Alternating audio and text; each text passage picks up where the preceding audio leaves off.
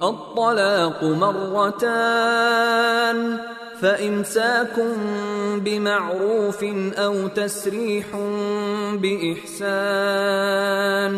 ولا يحل لكم أن تأخذوا مما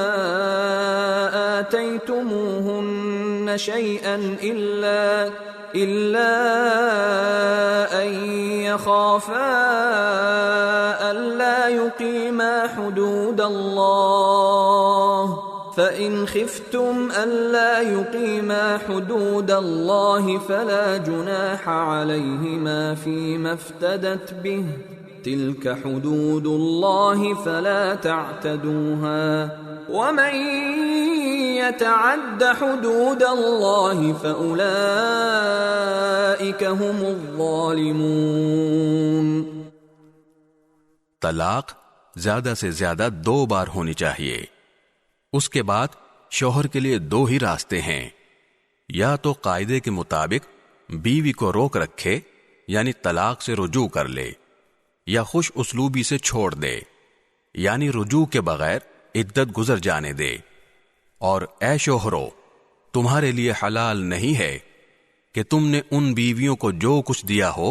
وہ طلاق کے بدلے ان سے واپس لو، الا یہ کہ دونوں کو اس بات کا اندیشہ ہو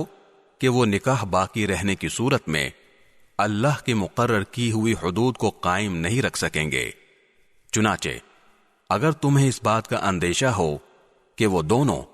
اللہ کی حدود کو قائم نہ رکھ سکیں گے تو ان دونوں کے لیے اس میں کوئی گناہ نہیں ہے کہ عورت مالی معاوضہ دے کر علیحدگی حاصل کر لے۔ یہ اللہ کی مقرر کی ہوئی حدود ہیں، لہٰذا ان سے تجاوز نہ کرو، اور جو لوگ اللہ کی حدود سے تجاوز کرتے ہیں وہ بڑے ظالم لوگ ہیں۔ فَإِن طَلَّقَهَا فَلَا تَحِلُّ لَهُ مِن بَعْدُ حَتَّى تَنكِحَ زَوْجًا غَيْرَهُ فَإِن طَلَّقَهَا فَلَا جُنَاحَ عَلَيْهِمَا أَن يَتَرَاجَعَا إِن ظَنَّا أَن يُقِيمَا حُدُودَ اللَّهِ وَتِلْكَ حُدُودُ اللَّهِ يُبَيِّنُهَا لِقَوْمٍ يَعْلَمُونَ۔ پھر اگر شوہر تیسری طلاق دے دے تو وہ مطلقہ عورت اس کے لیے اس وقت تک حلال نہیں ہوگی جب تک وہ کسی اور شوہر سے نکاح نہ کرے۔ ہاں،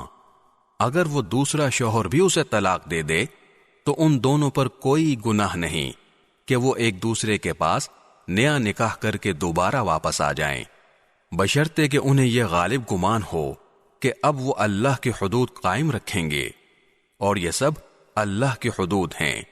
جو وہ ان لوگوں کے لیے واضح کر رہا ہے جو سمجھ رکھتے ہوں۔